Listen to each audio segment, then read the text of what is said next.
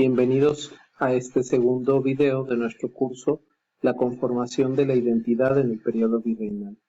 en el que llevaremos a cabo la lectura del texto Cultura criolla y patria americana de un servidor que servirá precisamente para tener mejores nociones sobre lo que es el tema del criollismo y cómo éste está vinculado con la construcción de la identidad mexicana. La consolidación del fenómeno del criollismo americano es el resultado de un proceso de maduración de las sociedades virreinales cuyas primeras manifestaciones fehacientes se han podido identificar desde finales del siglo XVI, mismas que están ligadas al nacimiento de una cultura criolla que por su carácter ligado al territorio dio como resultado una importante diversidad de expresiones regionales en el territorio americano, cuyo signo común era una búsqueda de elementos de distinción que motivaron la construcción de símbolos y formas culturales, así como la formulación de una raíz histórica propia. Virginia Gil Amate, autora que realiza una interesante revisión de lo que denomina variantes del criollismo, recurre a una revisión de fuentes primarias correspondientes a personajes de los siglos XVII e inicios del XIX de los distintos virreinatos americanos, los cuales evidencian claramente en su discurso un sentido de identidad criolla, el cual manifestaba a través de la denuncia o la crítica el desconocimiento que los españoles peninsulares, los gachupines, tenían de los asuntos de la tierra americana y cómo estos obtenían los cargos relacionados a la administración de la riqueza de los virreinatos americanos sin demostrar en muchos casos capacidades para ello. De acuerdo a estos autores, España regía los destinos americanos basada en lo escueto y subjetivo de las relaciones y noticias adquiridas. Uno de los aspectos más finos tratados por esta autora es el análisis de este descontento que parte de una contradicción y una aparente ambigüedad. Con la contradicción, la autora se refiere al hecho legal de que en lo político estaba asentado que los virreinatos gozaban de igual categoría respecto al territorio peninsular de la corona española y sus habitantes seguían jurídicamente en paridad con los peninsulares. Es evidente que esta consideración legal fue letra muerta, pues América y sus habitantes en el periodo virreinal no gozaron de iguales prerrogativas que los españoles, y a aquellos se les mantuvo en un alto nivel de dependencia al no poder, por ejemplo, comercializar sus productos entre los propios virreinatos y ver incluso prohibida la producción de algunos insumos importantes para beneficio de los productos peninsulares. A pesar de ello, la riqueza fue tal que permitió, pese a las sangrías constantes, que prosperara una élite criolla, cada vez más descontenta ante nuevos impuestos, embargos de bienes, solicitudes de liquidación inmediatas, escasez de circulante, solicitudes de préstamos a favor de la corona, los cuales nunca eran devueltos, esto en contraste con el relego que sufrían al no poder ocupar los puestos de mayor poder e importancia en el propio territorio en que habían nacido, con el cual habían desarrollado además un alto nivel de identificación y que conocían mejor que cualquier otro peninsular. Esta situación ya la advertía un siglo antes el dominico de origen inglés Thomas Gage,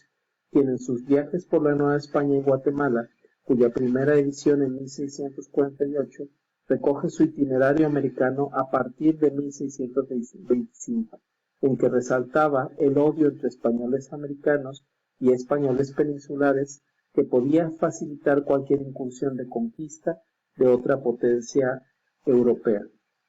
De esta relación parricida y considerablemente ambigua entre peninsulares y criollos, o mestizos blancos hispanizados que poseen una cultura y apariencia predominantemente europea occidental, surge la ideología del criollismo, cuyo lenguaje, fundamentado en la identidad con el territorio, hace uso de constantes juegos de oposiciones, nosotros, vosotros. Esta misma oposición criollo-gachupín muestra el texto llamado Memorial de Agravios de Camilo Torres, el cual se vertebra a partir de dos polos que son España y América, Con ellos se marcan los diferentes intereses de ambos mundos y la asunción de un nosotros, los americanos, frente al vosotros que forman los europeos. No se debate la filiación hispánica, así seremos españoles americanos y vosotros españoles europeos, sino la igualdad política. Torres hace énfasis en que la sangre española es una filiación compartida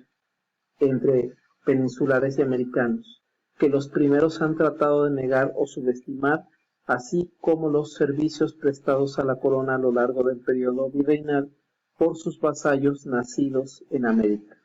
Es obvio que en buena medida este fue el germen de las insurrecciones americanas iniciadas desde la primera mitad del siglo XVIII y en las cuales participaron como líderes tanto indígenas como criollos o mestizos blancos. En las postrimerías del periodo virreinal y ya como precursor de los afanes libertarios manifestados en el movimiento de insurgencia, está el ejemplo también de las ironías mordaces de Fray Servando Teresa de Mier. Sin embargo, como dice Virginia Gil Amate, no fueron los afanes libertarios, sino la constante distinción frente a lo peninsular, la que fue determinante para el surgimiento del fenómeno denominado criollismo. Muchos americanos manifestaron su fidelidad al rey, a la corona, y se veían vinculados fuertemente por la fe católica, aunque siguieran manteniendo su oposición hacia los peninsulares. Es decir, la mayoría de los nativos de América se veía a sí mismo como vasallo de la corona española, cosa que no debe extrañar cuando el rey lo era por derecho de linaje, y esto constituía en sí un elemento respetado que daba orgullo y sentido de pertenencia. Pero se distinguía también a sí mismo claramente de los gachupines en base a ser nacido en América, la cual era su patria, el escenario donde su vida se desenvolvía y a la cual se sentía altamente apegado. Paradójicamente, esa actitud de arraigo de la cual nace a su vez la base de oposición que sustenta el fenómeno del criollismo, es el resultado de la extensión de la herencia ideológica española del ensalzamiento de la territorialidad. No hay sino recordar lo determinante que este aspecto fue en el surgimiento de la categoría de hidalguía, concepto que resumió durante siglos la definición por antonomasia del español noble. Con esta breve revisión se pretende denotar dos aspectos del fenómeno criollismo que resultan fundamentales para el estudio. Que el criollismo fue un fenómeno configurador de identidad que revela en su complejidad numerosas variantes y formas de expresión, y, un segundo punto, que esta configuración de identidad estaba ligada ante todo al concepto de la patria americana. Bueno, como parte de este texto, un apartado que se llama La construcción de la conciencia criolla novohispana, de lo maravilloso cristiano a la patria americana. Jacques Laffay, en su análisis de la formación de la conciencia nacional, no deja lugar a dudas del papel que ejerció desde etapas muy tempranas de la historia virreinal de México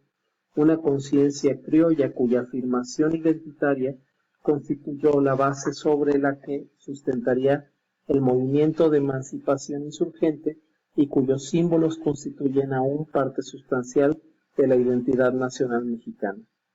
Laffay examina la evolución de este proceso e identifica momentos clave para la construcción de los símbolos que conformarán el mito de la patria americana que define la cultura novohispana en su momento de mayor esplendor y madurez. El primero de ellos, aquel que representa a lo maravilloso cristiano, es protagonizado por los primeros misioneros establecidos en tierras americanas en el siglo XVI. Imbuidos de las ideas del teólogo medieval Joaquín de Fiore, a partir de lo cual construyeron la idea de una América providencial, elegida por Dios como escenario de renovación de la Iglesia que precedería al final de la historia. La espera del milenio, una espera febril y activa entre los evangelizadores de México, es la primera manifestación del espíritu criollo de América, puesto que la propia evangelización y su impulso lo marcaron con un sello indeleble. Esta iglesia, cuyos monjes eran en primer lugar monjes españoles, fue el primer modelo ideal de una posible sociedad criolla. Nos referimos a una utopía emparentada por su inspiración con la utopía de Tomás More. El milenio nunca llegó y los franciscanos perdieron al finalizar el siglo su papel protagónico como administradores de los destinos de la recién conversa cristiandad novohispana. Pero las bases puestas por una construcción tan poderosa de visión del territorio americano como el hallazgo de la nueva tierra prometida ya no se perderían.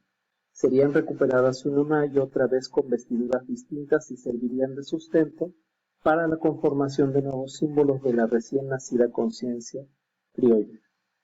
Un segundo momento nace con el cambio de siglo y ubica uno de sus hitos inaugurales en 1604 con la publicación de un texto fundamental para la conciencia nacional.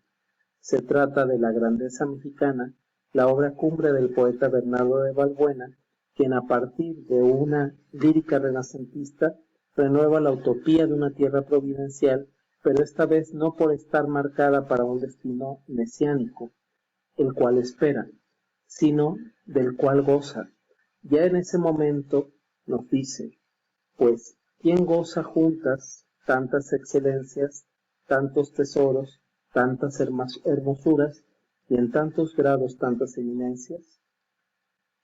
México sigue conservando con Balbuena el halo mítico que le infunden los primeros misioneros, pero esta vez su sacralidad se corresponde con su identificación del paraíso en la tierra. Balbuena, cabe decir, era español avecindado, muy joven en México, pero su lírica denota ya el espíritu característico del criollo tendiente al ostentoso y a la exaltación de lo que considera distinto y propio, que son en primera instancia su condición de americano y cristiano. Pero esta obra manifiesta una singularidad que nos habla de un estadio temprano en que todavía no se logra la síntesis de la patria americana lograda en la madurez del criollismo. Es una utopía en donde el indio está del todo ausente.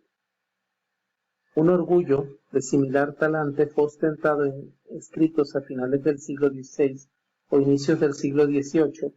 por descendientes de la nobleza indígena como Hernando de Alvarado Tesosomo y Domingo Francisco Chimalpaín, poseedores de una vasta cultura de raíces europeas adquirida en los nuevos colegios paranaturales fundados por el clero en América,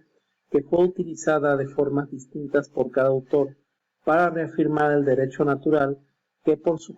condición tenían los pueblos indígenas sobre el territorio americano. Vamos a dejar hasta aquí este segundo video. Grabaremos un tercer video y último que concluirá este texto que estamos leyendo ahorita sobre cultura criolla y patria americana.